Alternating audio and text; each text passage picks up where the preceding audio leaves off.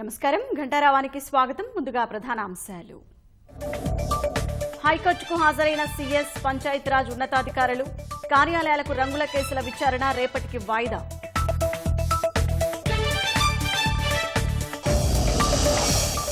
అధికార పార్టీ తీరుపై తెలుగుదేశం నేతల ఆగ్రహం, దాడులతో కార్యకర్తలను బెదిరించలేరని వ్యాఖ్య.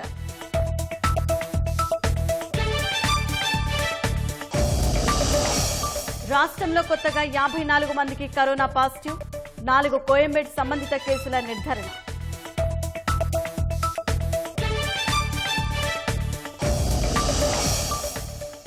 తిత్తిదే వెబ్సైట్లో శ్రీవారి ఆస్తుల వివరాలు, ధర్మకర్తల మండలి సమావేశంలో ప్రతిపాదన.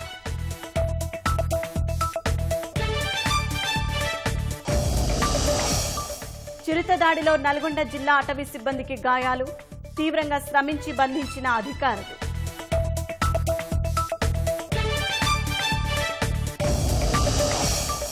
ఆందోళన కలిగిస్తున్న కరోనా అంచనా లెక్కలు, దేశంలో 18,000 మంది చనిపోతారంటున్న పరిశోధకులు.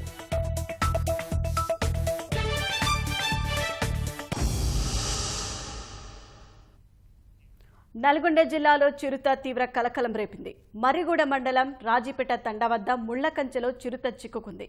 సమాచారం అందుకుని రంగంలోకి దిగిన అటవీశాఖ సిబ్బంది ముళ్లకంచె నుంచి చిరుతను తప్పించే ప్రయత్నం చేశారు. ఈ క్రమంలో అటవీశాఖ సిబ్బందిపై చిరుతపులి దాడి చేసింది. ఈ ఘటనలో 2 అటవీశాఖ సిబ్బందికి స్వల్ప గాయాలయ్యాయి. అయినా ధైర్యంగా ఆపరేషన్ కొనసాగించిన అటవీ సిబ్బంది చిరుతను బోనులో బంధించారు.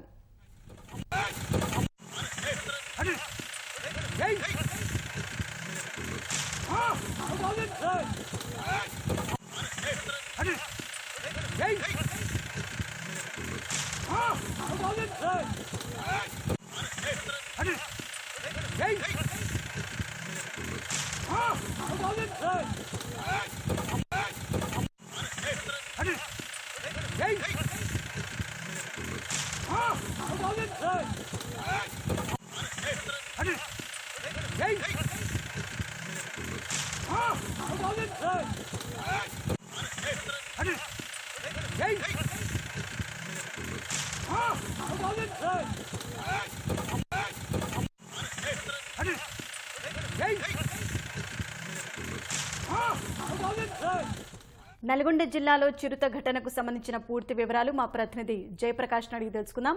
జయప్రకాష్, బంధించిన చిరుతను ఎక్కడికి తరలించారు? బంధించిన చిరుతను నెహ్రూ జంతు ప్రదర్శనశాలకు తరలించేందుకు ఏర్పాట్లు చేశారు. అయితే ఇప్పటికే అంబులెన్స్ సిద్ధం చేసి ఆ అంబులెన్స్ లోకి చిరుతను ఎక్కించగలిగారు. చిరుతను పట్టుకునే క్రమంలో ఇప్పటికే ఇద్దరు రెస్క్యూ టీంకు గాయాలయ్యాయి. వారికి అంటే స్వల్ప గాయాలని చెప్పవచ్చు. చిరుత దాదాపు 2 గంటలకు పైగా ఇబ్బంది పెట్టింది. ఇటు పోలీసులు కానీ, అటు రెవెన్యూ కానీ, అటవీ శాఖ మొత్తంగా ఈ విభాగాలన్నీ కూడా విస్తృతంగా గాలింపు చేపట్టి ఆ చిరుతను పట్టుకోగలిగాయి. ఎందుకంటే అది ముందుగా ముళ్ళ కంచెలు ఎదుర్కొన్న చిరుత తొలుత అందులోనే ఉందని భావించారు. అయితే దాన్ని పట్టుకునేందుకు వెళ్ళగా దాని నుంచి బయటపడి ఇద్దరిపైన గాయాలు చేసింది. ఇద్దరిపై గాయాలు చేయడంతో అక్కడ ఆందోళన పరిస్థితి నెలకొంది. అయితే దానికి మొత్తం మంది ఇచ్చే క్రమంలోనే ఇదంతా జరిగిందని చెప్పవచ్చు. ఇప్పటికే అటు పోలీసు విభాగాలు కానీ, రెవెన్యూ శాఖ కానీ దీనిపైన ఇప్పటికే ఆ ఉన్నతాధికారులు కూడా తెలియజేసి అక్కడ ఇంకా మరిన్ని జాగ్రత్తలు చేపట్టారు. మొత్తంగా మర్రిగూడ మండలం ఆ ప్రాంతంలో అజలాపురం ప్రాంతంలో కూడా గత జనవరిలో చిరుత కనిపించింది. అక్కడ మూగ జీవాలపైన దాడి చేసింది. ఇప్పుడు అదే మండలంలో కూడా మరోసారి చిరుత కనపడడంతో రైతులు కానీ, అక్కడ చుట్టుపక్కల శివారు ప్రాంతాల్లోని సాగుదారులు ఆందోళన ఉన్నారు. గత కొద్ది రోజులుగా మూగ జీవాలపైన దాడి చేయడంతో తీవ్ర ఆందోళనలో కూరుకుపోయారని చెప్పవచ్చు. ఇలాంటి పరిస్థితుల్లో ఇవాళ ముళ్ళ కంచెకు చిక్కుకున్న చిరుతను చూసిన స్థానికులు అటవీ శాఖకు సమాచారం అందించారు. ముందుగా పోలీసులు చేరుకుని అటవీ శాఖను అటు రెస్క్యూ టీం రప్పించి దాన్ని పట్టుకోగలిగారు. అయితే దీన్ని పట్టుకునే క్రమంలో 2 సార్లు కూడా అది తప్పించుకుంది. అలాంటి పరిస్థితుల్లో మొత్తం మందు ఇచ్చిన తర్వాత కూడా రెస్క్యూ టీం వాహనం కిందకి చేరిపోయింది. ఆ వాహనం కింద నుంచి కూడా చిరుతను లాగే క్రమంలో కొంత ఇబ్బందికర పరిస్థితులు ఇచ్చింది. అయితే ఇద్దరు రెస్క్యూ టీం సిబ్బంది గాయాలు కావడంతో మిగతా వారంతా కూడా కొంచెం అక్కడ గందరగోళ పరిస్థితి నెలకొంది. అయినా ఎట్టకేలకు దాన్ని బంధించగలిగారు. ప్రత్యేక అంబులెన్స్ ద్వారా ఇప్పుడు హైదరాబాద్ తరలిస్తున్నారు. జయప్రకాష్, చెప్పండి, చిరుత దాడిలో గాయపడిన అటవీ శాఖ సిబ్బంది పరిస్థితి ఎలా ఉంది? ఇప్పటికైతే వారికి స్వల్ప గాయాలే అని చెప్పవచ్చు. వారిని కూడా ఆసుపత్రికి తరలించారు. అయితే ఆసుపత్రిలో వైద్యులు ఏం చెప్తారో వేచి చూడాల్సిన అవసరం ఉంది.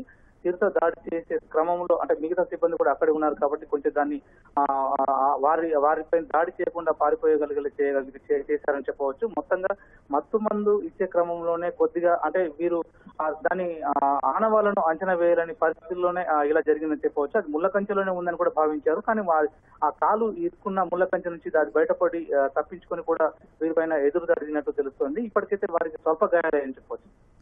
ధన్యవాదాలు జయప్రకాష్.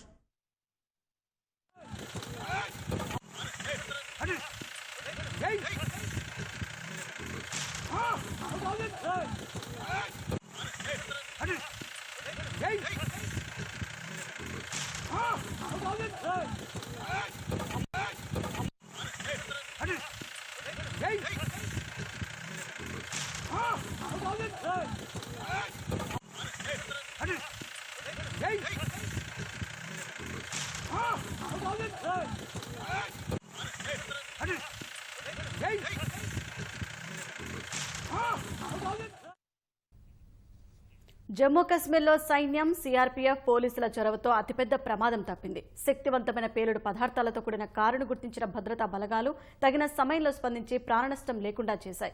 తీవ్రవాదులు తిరుగుతున్నారనే సమాచారంతో పుల్వామా పోలీసులు వాహనాలు తనిఖీ చేసే కేంద్రం వద్ద రాత్రి ఒక తెల్ల కారును ఆపారు. పోలీసులను చూసిన డ్రైవర్ మరింత వేగంగా ముందుకు పోనిచ్చాడు. వెంటనే కారుపై పోలీసులు, అక్కడే ఉన్న సైనికులు కాల్పులు జరిపారు. బలగాలు కారును వెంబడించగా కొంత దూరం వెళ్లిన తర్వాత డ్రైవర్ వాహనాన్ని రోడ్డుపైనే వదిలేసి పారిపోయాడు. కారుకు ఐఈడీ అమర్చినట్లు గుర్తించిన సైనిక బలగాలు బాంబు నిర్వీర్య దళాలను రప్పించాయి. ముందు జాగ్రత్తగా కారు చుట్టుపక్కల ఉన్న ఇళ్లలోని ప్రజలను ఖాళీ చేయించారు. ఉదయం వరకు వేచి చూసిన బాంబు నిర్వీర్య దళం కారును అక్కడి నుంచి తరలిస్తే ప్రమాదమని ఉదయం అక్కడే పేల్చివేసింది. పేలుడుకు చుట్టుపక్కల ఇళ్లు స్వల్పంగా దెబ్బతిన్నాయి.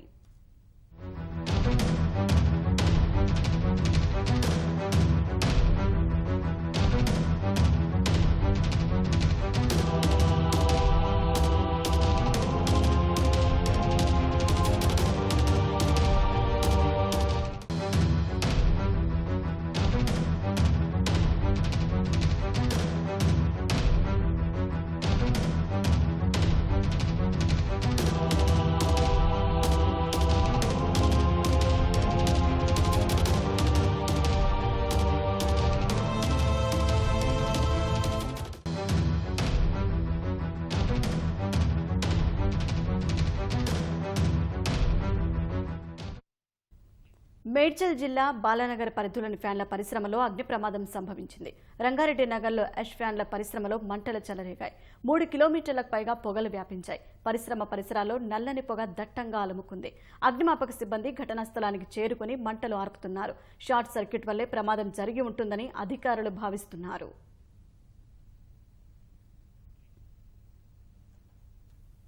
ప్రభుత్వ కార్యాలయాలకు రంగుల అంశంపై ఆదేశాల అమల్లో నిర్లక్ష్యం చేయడాన్ని కోర్టు ధిక్కరణగా పరిగణించడంతో ప్రభుత్వ ప్రధాన కార్యదర్శి నీలం సాహ్ని, పంచాయతీరాజ్ శాఖ ముఖ్య కార్యదర్శి గోపాలకృష్ణ ద్వివేది, పంచాయతీరాజ్ శాఖ కమిషనర్ గిరిజాశంకర్ హైకోర్టు ముందు హాజరయ్యారు.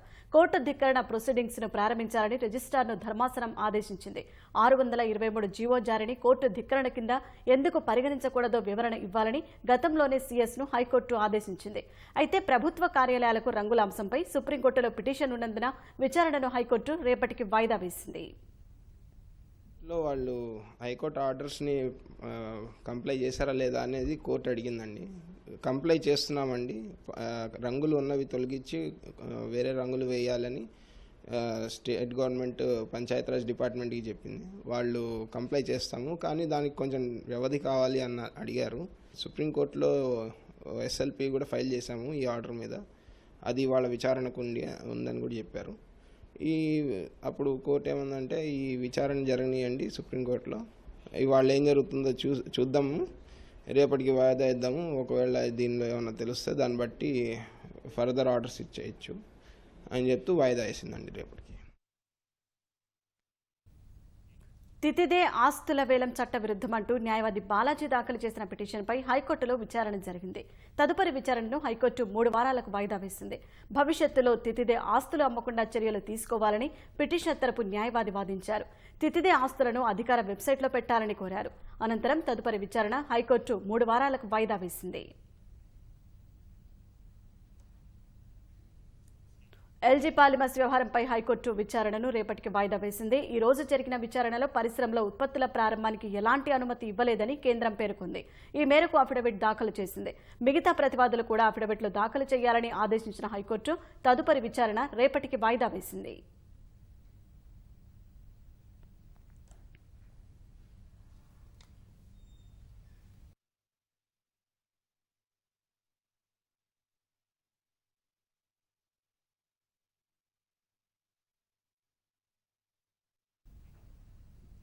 తెలుగుదేశం మహానాడు కార్యక్రమాన్ని ప్రత్యక్ష ప్రసారం ద్వారా చూద్దాం. ఆలోచిస్తుంటే బాధ అనిపిస్తూ ఉంటుంది. ఒక దొంగ 16 నెలలు జైల్లో ఉన్నాడు. దొంగ, చెప్పకూడదు ఉన్న దొంగ న్యాయ వ్యవస్థలను విమర్శిస్తున్నారు. ఇంతకంటే ఘోరం ఏంటి ప్రజాస్వామ్యంలో? అరే, ఒక దొంగ ముఖ్యమంత్రి అయ్యి ఒక ఉన్నతమైన పోస్టులు, ఎలక్షన్ కమిషన్ పోస్టులు కూడా పోస్టింగ్ వేసే పరిస్థితి మన రాష్ట్రంలో రావడం ఇంతకంటే దురదృష్టమైన విషయం అని చెప్పి ఒకసారి అర్థం చేసుకోవాల్సిన అవసరం ఉంది. అంటే డీజీపీ గారు ఇప్పటికైనా మీరు ఉన్నతమైన స్థానంలో ఉన్నారు. ఐఏఎస్ ఆఫీసులు కానీ ఐపీఎస్ ఆఫీసులు కానీ ప్రజాస్వామ్యంలో ఎవరు తప్పు చేసినా తప్పు అని చెప్పాల్సిన బాధ్యత మీ మీద ఉంది. భావి తరాల వారి కోసం మీరు మరి యాక్షన్ తీసుకోవాల్సిన అవసరం ఉందని చెప్పి నేను మీ అందరికీ మనవి చేస్తాను. అంచేత మీ ముఖ్యమంత్రి ఏమైనా తప్పు చేస్తున్నప్పుడు ఇది తప్పు అని చెప్పవలసిన బాధ్యత మీ మీద ఉంది. వింటే మంచిది, వినకపోతే అతని కర్మ. కానీ చెప్పవలసిన బాధ్యత మీకుంది. లేదు, మీరు కూడా అతను చెప్పినట్టే చేస్తే ఐఏఎస్ ఆఫీసర్ లక్ష్మి గారికి ఏ పరిస్థితి పెట్టిందో అదే పరిస్థితి మీకు కూడా పడుతుందని చెప్పి ఈ సందర్భంలో మీ అందరికీ మనవి చేస్తున్నాను. అంచేత ఆ డీజీపీ గారిని కోరేది, అంత అన్యాయం డీజీపీ గారు ఒకసారి ఆలోచించేయండి. షూట్ కేసులు ఏమో వైసీపీ పార్టీ వాళ్ళకా, పోలీసుల కేసులు ఏమో మా పార్టీ వాళ్ళకా? ఇది న్యాయం అండి డీజీపీ గారు?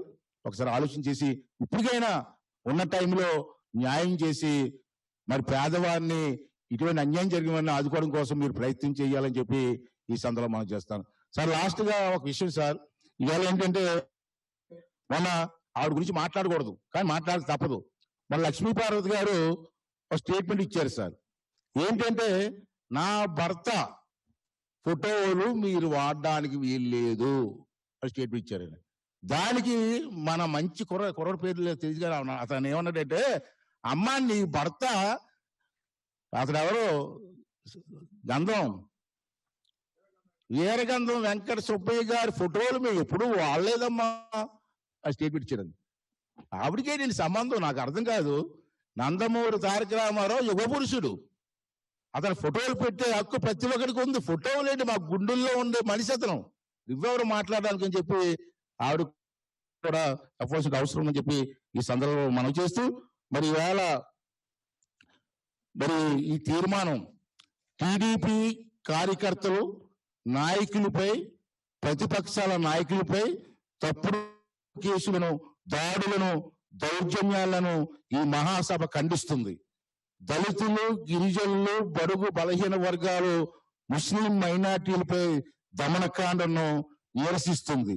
జగన్మోహన్ రెడ్డి ప్రభుత్వ అరాచకాలకు ఎదురొడ్డి నిలబడి ధైర్యంతో రాజీ లేని పోరాటం చేస్తున్న టీడీపీ నాయకులు, కార్యకర్తలు, ప్రతిపక్షాల కార్యకర్తలను, రైతులు, మహిళలు, యువతరం, సోషల్ మీడియా కార్యకర్తలను తెలుగుదేశం మహానాడు వేదికగా అభినందిస్తున్నాం.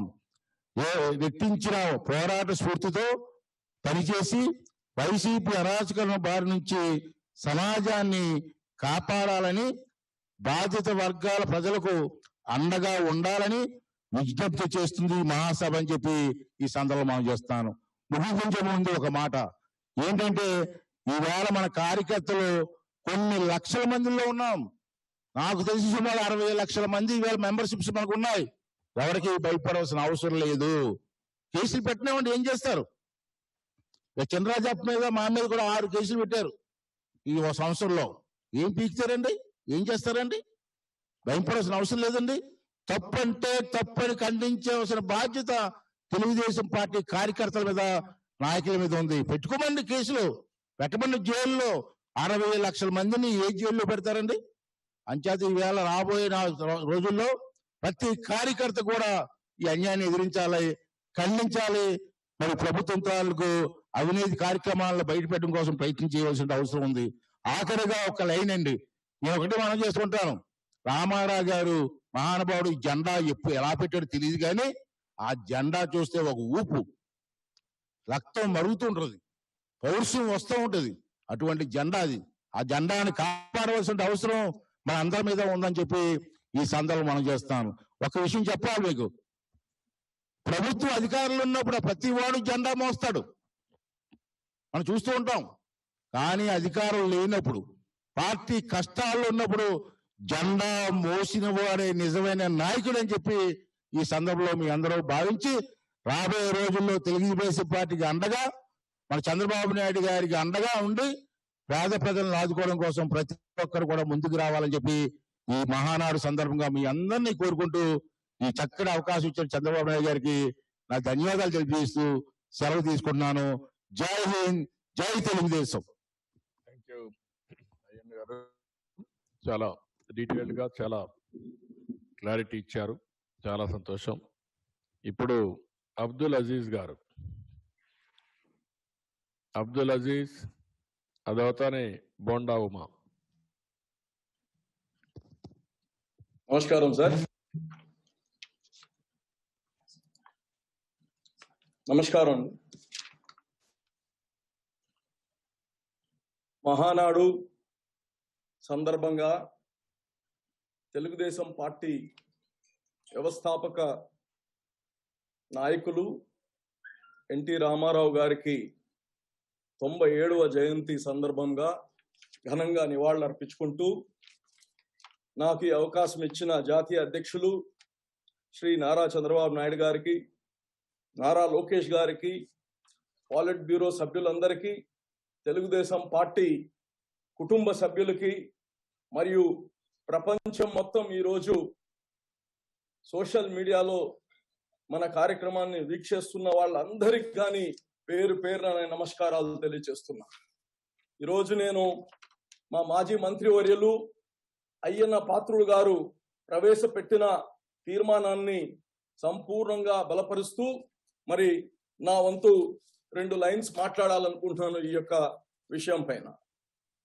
సామాన్యంగా భారతదేశం మొత్తంలో ఏదైనా ఒక మంచి కార్యం స్టార్ట్ చేసేటప్పుడు, శుభకార్యం స్టార్ట్ చేసేటప్పుడు మన సాంప్రదాయం ఏంటంటే ఒక టెంకాయ కొట్టడమా లేదా ఒక గుమ్మడికాయ పగలు కొట్టడమా, ఇది మన భారతదేశంలో ఉండే సాంప్రదాయం. అయితే జగన్మోహన్ రెడ్డి గారు ప్రభుత్వం వచ్చిన తర్వాత ఆయన ఆయన విధ్వంసంతో స్టార్ట్ చేశారు. మన ప్రజావేదిక కాడి నుంచి ఏదైతే ప్రజల కోసం ఉపయోగపడుతుందని ఆనాటి ముఖ్యమంత్రి గారు మా చంద్రబాబు నాయుడు గారు దాన్ని ఒక ప్రజల్ని దృష్టిలో పెట్టుకొని కట్టిన ఒక ఆలయాన్ని కూల్చివేయడం జరిగింది. అదే కాదు, దాంతో పాటు నెల్లూరు అర్బన్ లో ఒక కార్పొరేటర్, తెలుగుదేశం కార్పొరేటర్, పేదవాడు, అతనితో పాటు ఒక 2-2 మన తెలుగుదేశం పార్టీ కార్యకర్తలు వైఎస్ఆర్సీపీ పార్టీలో చేరలేదనే ఒక కోపంతో వాళ్ళ యొక్క ఇల్లుల్ని 200 మంది పోలీసులను పెట్టి కర్ఫ్యూ పెట్టి ఆ ఇళ్లల్ని ధ్వంసం చేశారు కళ్ళ ముందు. మేము రాష్ట్ర ప్రభుత్వం ఏర్పడి ఏడాది అవుతున్న సందర్భంగా రోజుకో కీలక అంశంపై మేధోమథన సదస్సు జరుగుతోంది. ఇవాళ పరిశ్రమలు, పెట్టుబడుల అంశంపై జరుగుతున్న సదస్సులో ముఖ్యమంత్రి జగన్ ప్రసంగిస్తున్నారు. ప్రత్యక్ష ప్రసారం ద్వారా చూద్దాం. ఇండస్ట్రియల్ ఇన్సెంటివ్స్ ఇంకా ఎక్కువగా అందుబాటులోకి వచ్చి ఉండేటివి, సెంట్రల్ గవర్నమెంట్ బర్డన్ను షేర్ చేసి ఉండేది, సబ్స్టాన్షియల్ బర్డన్ సెంట్రల్ గవర్నమెంటే తీసుకునే పరిస్థితి ఉండేది. అప్పుడు income tax exemptions, GST exemptions ఇటువంటి అనేకంగా వచ్చి ఉండేటివి. వాటి వల్ల ఇంకా పరిశ్రమల్లో ఇంకా ప్రోత్సాహం ఇంకా ఎక్కువ ఉండేది. బట్ అన్ఫార్చునేట్లీ 2014 నుంచి 2019 దాకా ప్రభుత్వం, కేంద్ర ప్రభుత్వము, రాష్ట్ర ప్రభుత్వాలు కలిసి కాపురం చేసినా కూడా even when they were together special స్టేటస్ను రాష్ట్రం తెచ్చుకోలేకపోయింది. దాని తర్వాత ఎలక్షన్స్ వచ్చాయి. ఎలక్షన్స్లో కూడా వైఎస్ఆర్ కాంగ్రెస్ పార్టీ, మన పార్టీ దేవుడి దయతో we had an overwhelming victory. 22 out of 25 parliament seats in sweep చేసాం. 175 అసెంబ్లీ సెగ్మెంట్స్కు 151 స్వీప్ చేసాం. ఇటువంటి మెజారిటీ వచ్చినప్పుడు కేంద్రంలో కూడా వాళ్ళకు గన సంపూర్ణమైన majority రాకపోయిందంటే, had they not gotten the halfway mark, then definitely state would have benefited. We would have had a bargaining edge. We were open to the idea of going together with anybody as long as they give us special category status. So unfortunately, అది కూడా జరగల. కారణం ఏంటంటే they had an absolute number to themselves. So మనతో అవసరము పని పడే పరిస్థితి కూడా లేకుండా పోయింది. కాబట్టి స్పెషల్ కేటగిరీ స్టేటస్ మళ్ళీ మనకు కాస్త దూరంగా కనిపించే పరిస్థితిలో ఇవాళ మనం ఉండవలసిన పరిస్థితి వస్తూ ఉంది. బట్ అడగడం మానేస్తే అది ఏ రోజు మనకు రాదు అన్న సంగతి పూర్తిగా తెలిసిన వ్యక్తిని నేను. ఈరోజు కాకపోతే రేపైనా వస్తుంది. అది ఈరోజు కాకపోయినా రేపైనా కేంద్ర ప్రభుత్వం మన మీద ఆధారపడే రోజు ఎప్పుడైనా వస్తుంది. వచ్చిన ఆ రోజున ఆంధ్ర రాష్ట్రంలో ఇది ఇస్తే మేము మద్దతు ఇస్తాము సంపూర్ణంగా అని చెప్పి మన ఆలోచన ఎప్పుడైనా కూడా ముందుకు తీసుకొని వస్తాం. అప్పుడు స్పెషల్ కేటగిరీ స్టేటస్ అన్నది ఎప్పుడో ఒకసారి అది రియలైజ్ అవుతాం. బట్ ఆల్ దట్ అపార్ట్ అవన్నీ జరగలేదు. అయినా కూడా we would have to move forward, ముందుకు వెళ్ళాలి. అవి లేకపోయినా కూడా రాష్ట్రం అభివృద్ధి బాటలోకి తీసుకొచ్చే దానికోసం మనం ఏం చేయగలిగితే అవన్నీ చేసుకుంటూ పోయి whatever we can do, we should be in a position to do. Whatever confidence we can give, we should be in a position to give. ఇవి మాట్లాడేటప్పుడు నేను గట్టిగా నమ్మేది ఏమిటి అని అంటే, వర్డ్స్ షుడ్ మీన్ సంథింగ్. మనం ఏదైనా చెప్పేసరికి ఆ మాటల్లో నిజాయితీ ఉండాలా, ఆ మాటల్లో నిబద్ధత ఉండాలా. What is the point? నేను కూడా గత ప్రభుత్వం మాదిరిగానే నేను కూడా 20 లక్షల కోట్ల పెట్టుబడులు, 40 లక్షల ఉద్యోగాలు సాధించాము అని ఏ రకంగా లాస్ట్ గవర్నమెంట్లో మనం మాటలు విన్నాము, అదే మాటలే నేను కూడా మాట్లాడడం మొదలు పెడితే it's not going to make any sense. Last గవర్నమెంట్లో మాట్లాడిన కొన్ని మాటలు ఎలా ఉన్నాయి అని అంటే, 20 లక్షల కోట్ల పెట్టుబడులు, 40 లక్షల ఉద్యోగాలు అంటూ ఒకరోజు, నెలకో ఫారిన్ కంట్రీ వంటివి హడావిడి, 50,000 కోట్ల రూపాయలతో సెమీ కండక్టర్ పార్కును నెక్స్ట్ ఆర్బిట్ ఏర్పాటు చేస్తుంది అని ఒకరోజు, ఎయిర్ బస్ వచ్చేస్తూ ఉందని ఒకరోజు, మైక్రోసాఫ్ట్ వచ్చేస్తూ ఉందని ఒకరోజు, బుల్లెట్ ట్రైన్ వచ్చేస్తూ ఉందని మరో రోజు, హైపర్ లూప్ వచ్చేస్తూ ఉంది అని మరో రోజు. ఇవి సరిపోవు అన్నట్టుగా ఈ మధ్యకాలంలోనే దివాలా తీసిన బిఆర్ శెట్టి ఈ పక్కనే 1500 పడకల ఆసుపత్రి కోసం 6,000 కోట్లతో తాను దిగుతున్నాడు అని, ఇలాంటి అబద్ధాలు, ఇలాంటి గ్రాఫిక్సు, ఇవే మాటలు నేను కూడా చెప్పడం మొదలు పెడితే ఎక్కడా కూడా న్యాయం అనేది ఉండదు. గతంలో చూసినప్పుడైతే ఆశ్చర్యం కల్పించే మాటలు ఏంటంటే, ఈజ్ ఆఫ్ డూయింగ్ బిజినెస్ గురించి గొప్పగా చెప్పుకునేవాళ్ళు. ఆంధ్ర రాష్ట్రం ఈజ్ ఆఫ్ డూయింగ్ బిజినెస్లో టాప్ 1, 2, 3 స్థానంలో మన ఆంధ్ర రాష్ట్రం ఉంది అని చెప్పి. ఈజ్ ఆఫ్ డూయింగ్ బిజినెస్ అంటే ఏమిటో నిజంగా నాకు అర్థం కాల.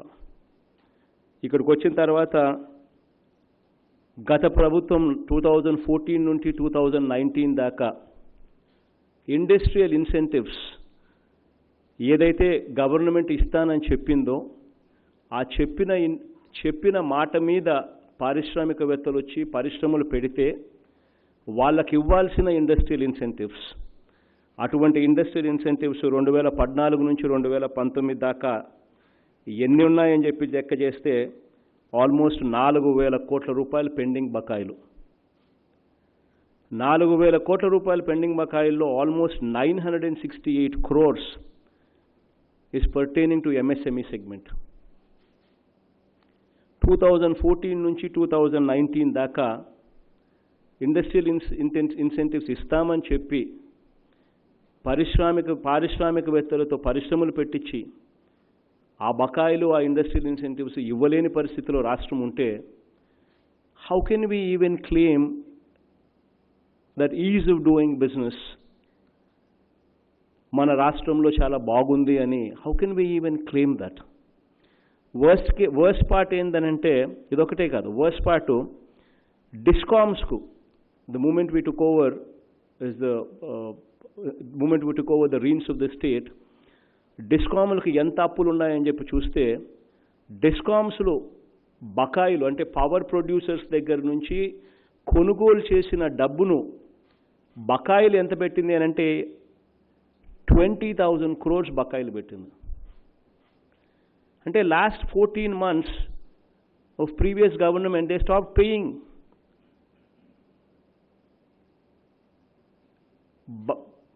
డిస్కామ్లకు సప్లై చేసిన కరెంటు బిల్స్ ప్లే చేయడం మానేసింది.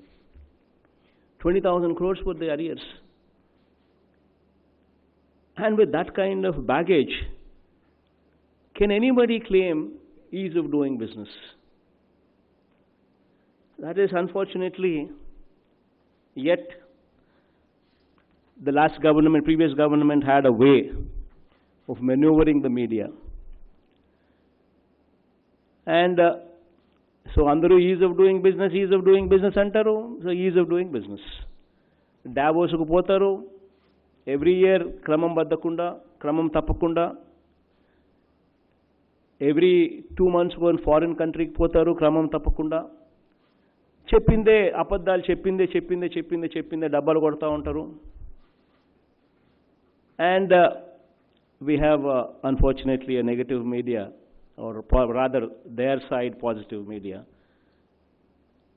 which అబద్ధాలు చెప్పడానికి ఏమాత్రం వెనకాడకుండా అబద్ధాలు చెప్పేస్తా పోతా ఉన్నారు. అవన్నీ నేను చెప్పలేను. What we can do, what we have done in the last 1 year, నిజాయితీగా what we can do అనేది చెప్తాం. పారిశ్రామికవేత్తలకు నేను ఇచ్చే ఒకే ఒక గ్యారంటీ ఏమిటి అని అంటే what we speak we will stand by it. నిబద్ధత, నిజాయితీ, ఇది ఖచ్చితంగా మాలో ఉన్నాయి. ఖచ్చితంగా ఏదైతే చెప్తామో ఖచ్చితంగా డెలివర్ చేస్తామని మాత్రం చెప్తున్నాం. అండ్ హెరాస్మెంటు ఎక్కడా ఉండదు. నిజంగానే our government would be a very proactive government అని కూడా ఖచ్చితంగా చెప్తా ఉన్నాను.